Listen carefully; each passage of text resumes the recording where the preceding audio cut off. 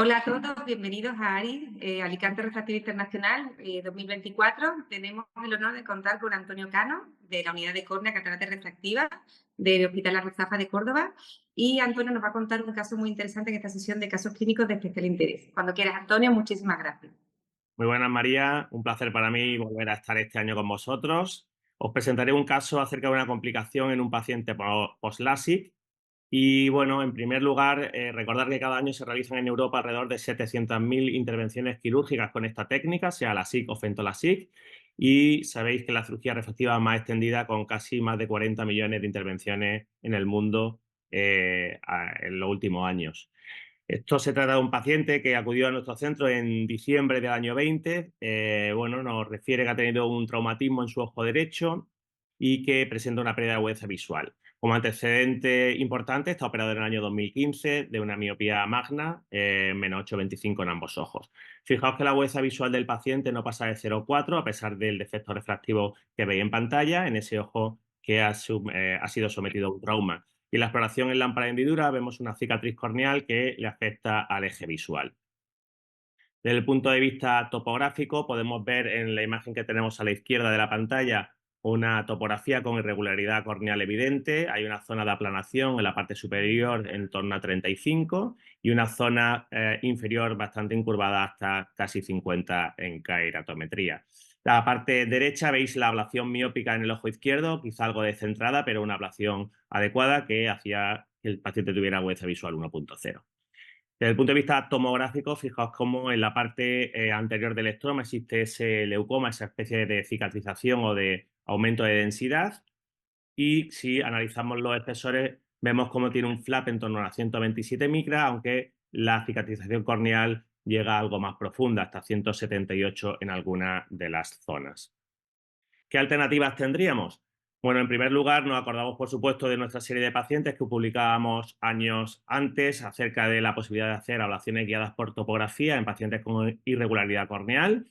Es cierto que en esta serie de 57 ojos, más del 76% recobraron visión, pero también es cierto que en ninguno de los casos se debía a un traumatismo en un paciente que tuviera un flash previo. Eran pacientes con haze corneal, astigmatismos irregulares después de queratoplastia penetrante, pero ninguno de esos 57 ojos, como os transmito, tenía una situación parecida al paciente que tenemos en este momento.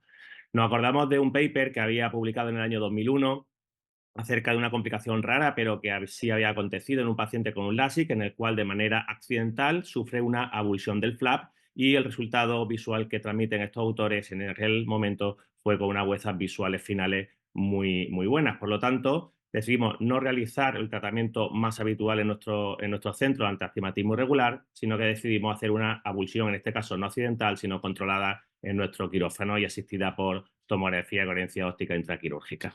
Este vídeo está muy, muy editado. Evidentemente tardamos algunos minutos en poder solucionar el caso, pero fijaos cómo realmente entrar al flap es relativamente sencillo. La parte superior se levanta muy bien y ahora cuando lleguemos a la zona pupilar vamos a encontrar un stop. Encontramos ahí cierta fibrosis que nos impide avanzar hacia la parte inferior del flap. Y bueno, con nuestro OCT vamos a ir siguiendo, digámoslo así, la cirugía. Llegado este momento y viendo que no podemos, terminamos desgarrando en esa zona central el flap para poder ir de manera manual y muy poco a poco eliminando las capas más anteriores de la córnea. La idea que teníamos en nuestra mente era conseguir un lecho lo más homogéneo posible, abulsionar todo el flap. Lo hemos visto con esta dificultad en la que en la parte central la fibrosis, pues bueno, en cierta medida es probable que quede algo, pero vamos a intentar limpiar poco a poco. Fijaos que ahora con una espátula nos vamos metiendo para conseguir un nuevo plano de disección y poco a poco vamos a ir limpiando todo el estroma anterior del paciente. Al final, como veis, vamos a cortar la bisagra, en este caso una bisagra superior, y simplemente colocaremos una lente de contacto. Sí decir que a este paciente también le aplicamos mitomicina C para intentar, pues bueno, esa parte de fibrosis, pues que es intentar suavizarla en lo máximo posible. ¿Vale? Fijaos, este es el lecho final. Es cierto que no es perfecto, como se puede ver en el OCT, pero mejor que en el preoperatorio. Desde el punto de vista evolutivo, fijaos que un par de meses después, en el mes de abril, el paciente presenta una agudeza visual espontánea de 0,7 difícil, no mejora con graduación ni con estenopeico. A nivel de lámpara de hendidura, la córnea está bastante digna, aunque sí que mantiene un cierto leucoma en el estroma anterior y a nivel bastante superficial. Fijaos cómo en junio del 21 la situación sigue mejorando, como es habitual en cirugía de córnea, es decir, ese remodelado epitelial que va aconteciendo en los siguientes meses va mejorando la situación refractiva y visual del paciente. En junio del 21, agudeza visual 1.0 difícil, y en diciembre del año 21 con menos 1,25 de miopía, menos 1,25 de cilindro, 1.0.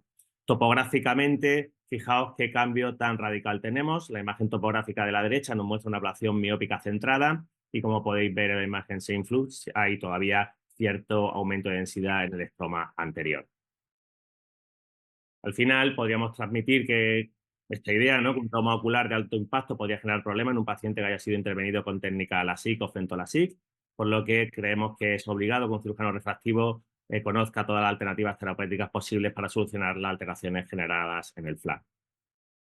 Muchas gracias por vuestra atención. La verdad, Antonio, que es espectacular el caso y la imagen topográfica del final lo define todo, ¿no? Siempre una duda cuando uno se plantea que haya que avulsionar un flap es el defecto hipermetrópico que puede quedar en el postoperatorio, ¿no? Sin embargo, en vuestro caso quedó perfecto, o sea, quedó levemente miope que incluso le ayudaría para la visión cercana. No recuerdo qué edad tenía el paciente, pero me llama muchísimo la atención esa visión espontánea y ese leve defecto de refracción en el postoperatorio. O sea que enhorabuena porque no era fácil plantear esta alternativa al paciente, me imagino.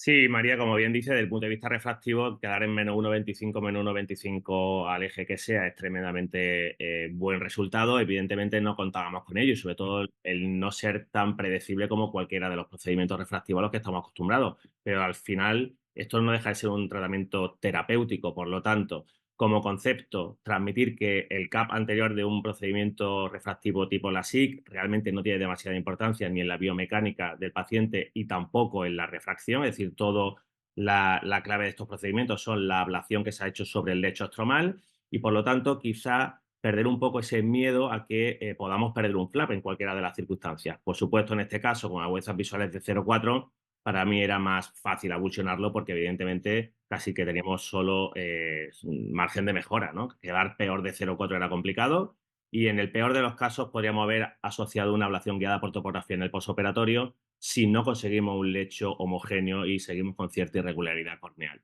Por lo tanto, pues bueno, que no olvidemos esta alternativa ante pacientes que traumatizan el flap y que tienen cicatrices que afectan al eje visual. Pues nos quedamos con esa recomendación y muchísimas gracias, Antonio. Nada, gracias a ti, María.